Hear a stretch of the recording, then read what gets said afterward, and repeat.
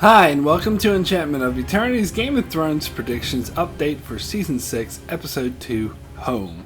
So I typically don't make these types of videos and wait until Season 6 is over, in which I will add annotations to all my prediction videos to make commentary on what predictions I got wrong and which ones I got right, etc, etc. However, there was a lot I wanted to talk about regarding my predictions in this episode, episode 2, and I didn't want my main review to get too bogged down in my talk of predictions, especially since that video was already 27 minutes long without it. So I decided to make this quick video to talk about how this episode affected the predictions I made and what changes I want to make on my predictions based on this episode. And also getting into more spoilery talk about that I didn't really want to get into in my normal review. So I'll give a spoiler warning right now for Game of Thrones up to Season 6, Episode 2, as well as a spoiler warning for A Song of Ice and Fire novels on which the show is based, and a spoiler warning for filming and production leaks from Season 6, as well as I will be discussing the promo for next week's episode, Episode 3. So if you don't want to know anything about any of that, then this video may not be for you. So let me jump right into the north, which I feel is the heart of this episode. But let me begin with Sansa, because this changes a lot of what I think will happen with her. So far my predictions for her with Brienne saving her from the Bolton men turned out pretty much just as I predicted. However, after that I predicted she would meet up with the Umbers and that they would go to the Last Hearth and meet Rickon and hang out there for a while and eventually meet Jon Snow. So I no longer looks like that this will be the case, as it now looks like that Sansa, Brienne, and Podrick are more likely to go directly to Castle Black and meet Jon Snow there. My original prediction was that they would head to Castle Black, but would be diverted when they hear Jon Snow has died. Well, they haven't heard that, and he's alive again, so I think they'll just go directly there.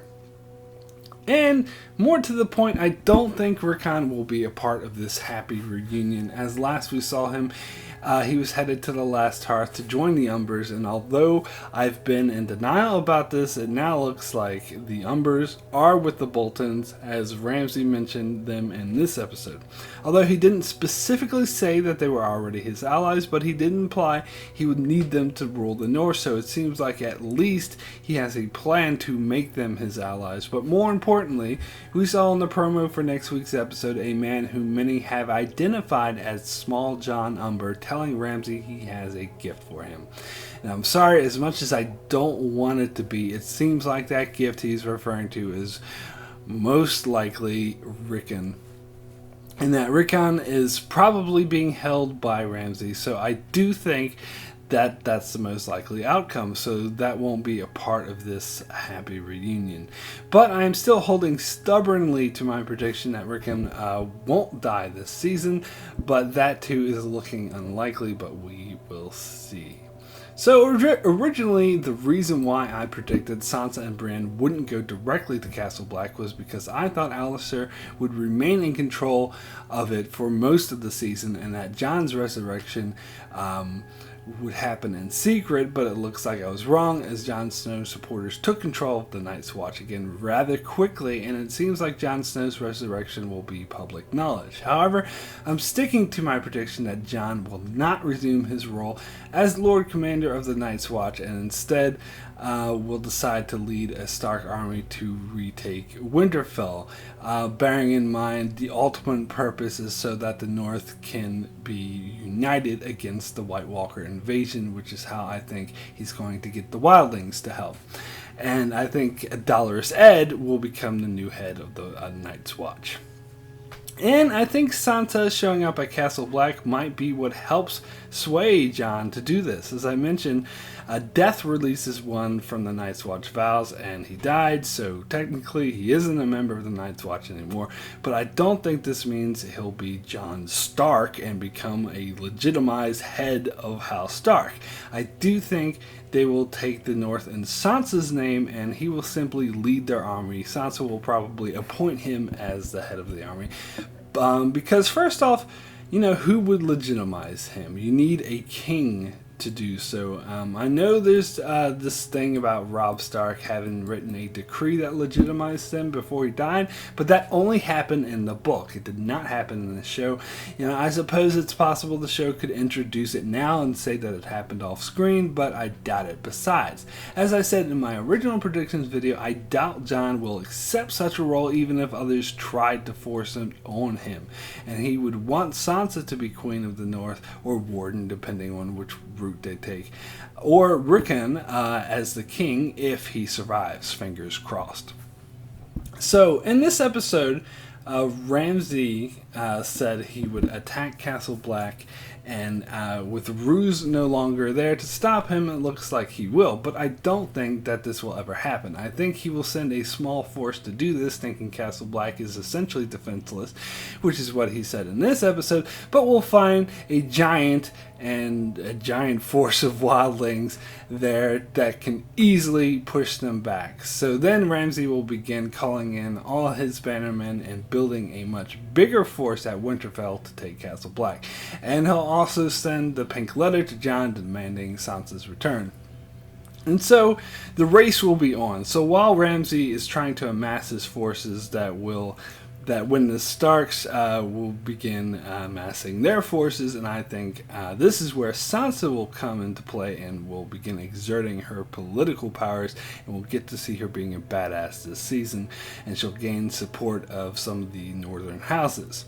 So in this episode, Ramsay mentioned 3 major houses that controlled the majority of the forces: the Karstarks, the Umbers, and the Manderleys. He seemed pretty confident he has or could gain their support and not have to worry about any other of the houses. So obviously he has the Karstark support, and it looks like from the trailers and other filming leaks he will have the Umber support as well. However, the Manderleys is where I think he'll fail. I think that's a house Sansa is going to be able to win over to the Stark side, as there's a scene rumored to be filmed with a bunch of Northern Lords meeting, and a fat man makes a speech in an effort to support the Starks, and I believe that the fat man will be Wyman Manderley, or at least the show equivalent. Also, there have been reports of seeing Manderley banners within the Stark army during the filming of this battle. So the Boltons will have 2 of the 3 major houses, plus a lot of minor houses, and the Starks will have 1 of the 3 major houses, but also a large wildling force, as well as a lot of support of minor houses, such as the Mormonts of Bear Island, who we saw from the trailer. Davos is going to gain their support, and it looks like Sansa was there too. So I think that's going to be the first house that the Starks gain, and will be their token members that will encourage other houses to join. And I think Sansa and Davos will tour the north to gain these other houses' support, Davos being her escort. So what about Brienne? Well, we know from filming leaks that Brienne will be in the Riverlands later in the season. It was my prediction that Sansa would send her there to kill Jaime, thus kind of mirroring Lady Stoneheart's role. And in a recent discussion I did with my brother Atkin Tomko, I talked about how it would be a test for Brienne's loyalty for her to cut her ties to the Lannisters by killing the person that she actually liked. But I no longer think that's going to be the case, as Sansa seems to completely trust Brienne now, which makes a lot of sense to me. I also said she would send Brienne to help break the siege of Riverrun that we know is going to happen later in the season, which is still possible, but as Atkin Tomko pointed out, the timeline for that is a bit off. So after seeing this episode, I'm now thinking that perhaps Sansa sends Brienne to the Riverlands to search for Arya. And since we know Arya will be in the Riverlands later on this season, she might actually hit pay dirt. However, that doesn't explain what Brienne would be doing in Riverrun, so I still find it likely Sansa sends her to help out the Tullys, perhaps even before the siege even begins, and perhaps she has a double mission to help the Tullys and find Arya. So that's the prediction I'm sticking to at the moment. So I have to talk about Ramsay killing Roose and Walda, because this is a prediction I got right. Yay for me. But of course, my speculation that they would be the burning bodies on the crosses featured in the Battle of Winterfell, which won't be until episode 9, is obviously wrong, as he wouldn't keep their bodies around for that long, which is why I'm afraid that the bodies will be Rickon and Osha, which would now seem to be the most likely options, but I'm hoping it's too likely and that the show will subvert my expectations, but we'll see. So it seemed obvious to me that Ramsay would kill Roose and Walda, but I didn't expect it to happen so soon, but it does look like we are building to a big Ramsay versus Jon Snow confrontation. As for this situation in Meereen, well, I already admitted in an earlier video that I was wrong about Tyrion releasing the dragons, although I'm not too clear that that's what they did here, as the dragons seem to stay in the catacombs, but as others pointed out, they left the door open, so it seems like they could leave whenever they want, but have elected to stay. I'm not really too clear on that, but it looks like my predictions of the Harpies trying to kill them but accidentally freeing them is wrong, as is the dragons wreaking havoc on the city and thus hurting Tyrion's position. Doesn't look like that will happen either.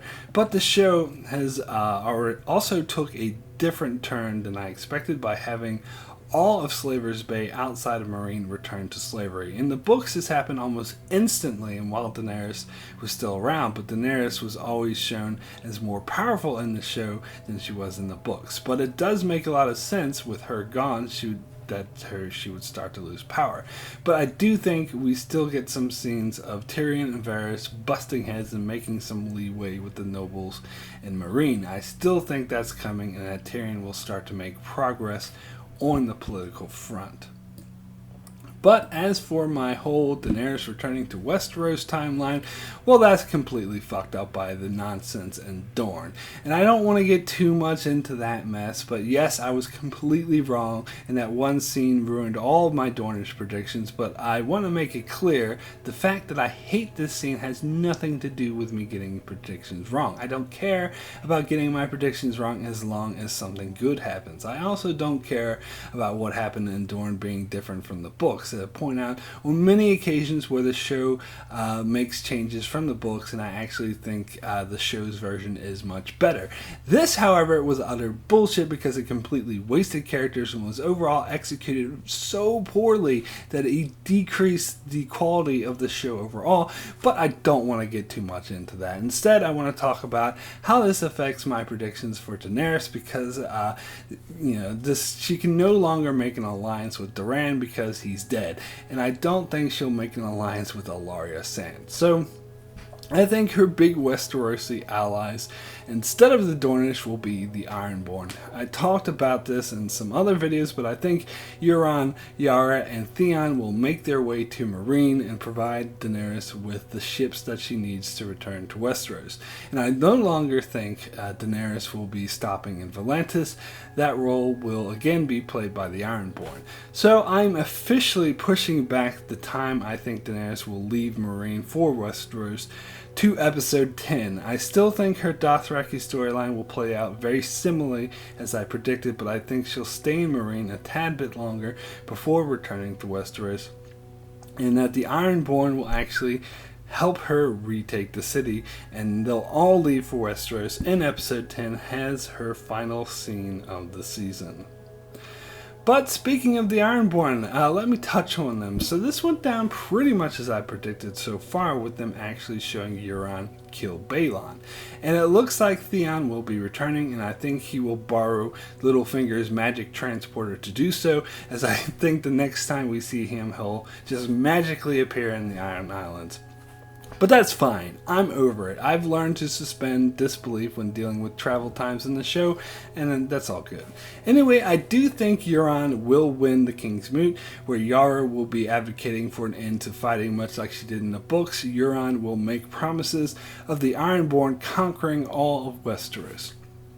Now, I was a bit unclear before on how he would accomplish this in the show, because I firmly believe there will be no such thing as a horn of dragons in the show, as these horns have never been established in the show, but I have and I have an idea. I think Euron will propose an alliance with Daenerys, the Dragon Queen, and perhaps will state in such a way that they will eventually steal the dragons or something like that, even without the mentioning of a horn. But I think that's how the Ironborn will reinvigorate themselves. So I'm retracting my prediction that the Ironborn will attack the Reach. I no longer think that will happen. I think they'll just skip that and concentrate more on the Ironborn going to Meereen to make an alliance with Daenerys to conquer all of Westeros together.